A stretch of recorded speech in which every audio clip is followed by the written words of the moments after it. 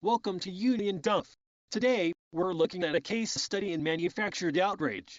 You've seen the video essays 20 minutes of academic-sounding yapping about the male gaze and regressive aesthetics. Specifically, I want to talk about Mebby's deep dive into Sydney Sweeney. Now, I know this is old news in the 24-hour cycle, but it's stuck in my head because it reveals a permanent double standard in the commentary world. It's not about the jeans, folks. It's about who is allowed to wear them. Look at this thumbnail.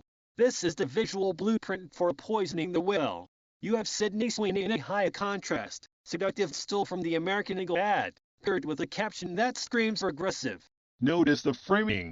Mebby positions herself as the relatable, smart girl, calling out the dangerous, traditional beauty. It's a classic move, using a hypersexualized image to get the click, while simultaneously shaming the woman in the image for being sexual. That's a known double standard. In the video, Mebby jumps on the trend of linking jeans and jeans. Toy kid you know eugenics.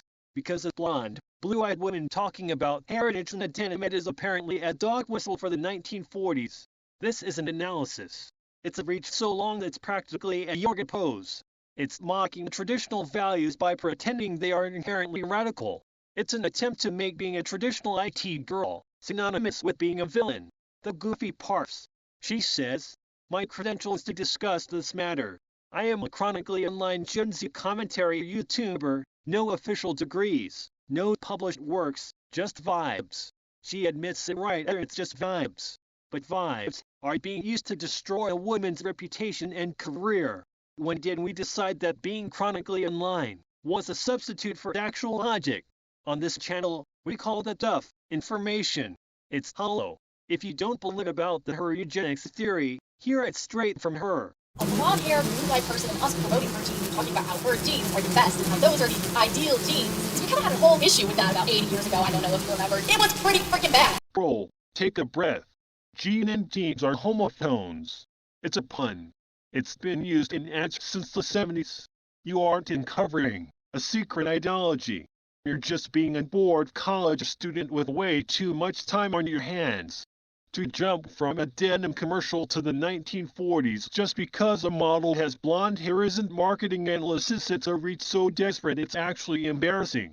This is what happens when you let your personal jealousy dictate your scholarship.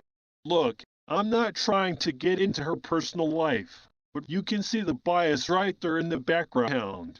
When your whole world is this curated, quirky, Gen Z bedroom aesthetic full of LED strips and space projectors, you developed a massive blind spot. It's not a political critique. It's just a style clash. She's judging the world based on what looks good with her fairy lights. The underpinnings of the male gaze are deeply sexist, patriarchal, and misogynistic. And Tell me sweet little lies. Here we go with the patriarchy lecture. She claims the male gaze is this big, evil system designed to diminish women. But let's be real. She doesn't hate the gaze, she just hates that it's not looking at her favorite idols. Gen Z feminism. She's been taught in her college classes that anything traditionally attractive to men is oppressive. It's a script she's reading to sound smart. While jealousy, it's a lot easier to call an IT girl a patriarchal object than to admit she has a type of appeal you don't. She wants to police what men find attractive because she's jealous of a woman who is comfortable in her own skin without needing a 20-minute video essay to justify it. It's not sexist for a model to be pretty. It's just sexist to Mebby because it doesn't fit her quirky, digital bubble worldview. But there's the real kicker, the Sabrina exception. Mebby calls Sabrina Carpenter her icon and queen. Sabrina, who has sexualized ads, sexualized stage shows, and sexualized lyrics. So, let's look at the math here. Why is Sabrina Carpenter progressive, while Sydney Sweeney is regressive? According to Mebby, the magic word is intention. She says Sabrina's sexualization is okay because it's for the girls, and for the gays. But how does she actually know that? She doesn't. Intention is just a shield. It's a way for her to say, I like Sabrina's music and her quirky aesthetic, so when she shows skin, it's empowering. But I am jealous of Sydney's traditional, old-school beauty, so when she does it, it's patriarchal. Think about how convenient that is. If you're on the right team, and you fit the Gen Z vibe, your sex appeal is a political statement. If you're a traditional it girl, who doesn't pander to the digital mob, your sex appeal is a social problem. It's not about the gays, maybe it's about the gatekeeping. You're just trying to decide who is allowed to be attractive based on whether or not you'd want to be friends with them in a college dorm. That's not marketing analysis. It's just playing favorites. If you have to write a 20-minute essay to explain why one blonde girl is good and the other is evil, maybe the problem isn't the girls. Maybe the problem is your own double standard. Now, let's do a little history lesson for the chronically online crowd. Mebby acts like this intention debate is some brand new, high-level marketing theory. But let's look back at someone like Madonna. In the 80s and 90s, Madonna didn't need a 20-minute video essay to explain her intention. She was for the girls, she was for the guys, she was for everyone. She owned her image, she sold records, and she didn't apologize for it. She was a powerhouse who understood that sex sells and there's nothing regressive about being good at your job. Fast forward to today, and you have these essayists trying to act like your favorite pop stars, whether it's Sabrina Carpenter or Sydney Sweeney, are doing something deep and political. Let's get real. They are all trying to sell you something. Sabrina is trying to sell you an album. Sydney is trying to sell you a pair of jeans. They are both using their beauty and their talent to build a brand.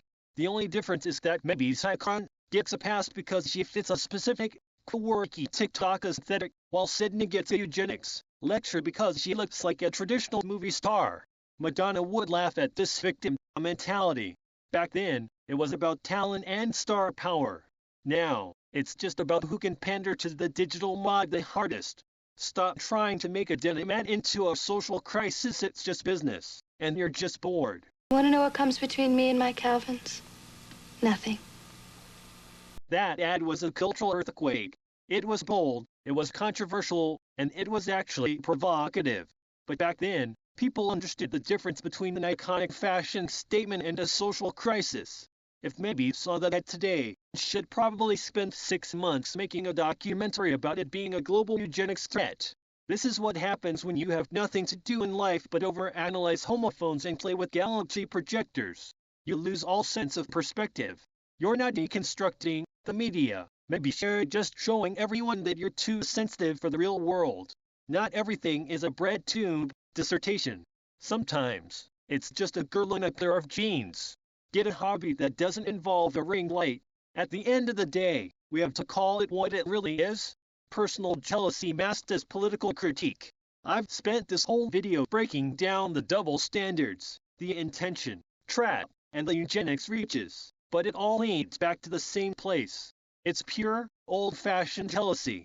So, maybe, if you're seeing us, and I hope you are, just be real for a second. You don't hate the male gaze, and you don't hate regressive marketing. You just hate that a traditional it girl, like Sydney Sweeney, is taking up space that you think belongs to your curated, vibes-only bubble. But there's the truth. The world doesn't fit into your galaxy projector bedroom. Traditional beauty isn't a conspiracy, and a pair of jeans isn't a social crisis. You're just a bored person in an echo chamber trying to stay relevant by tearing other women down. Maybe instead of making 20-minute videos about regressive denim, you should spend more time learning how to handle the fact that some people are just iconic without needing your permission. That's it for Union Duff. The truth might be scary, but at least it isn't fake. I'm out.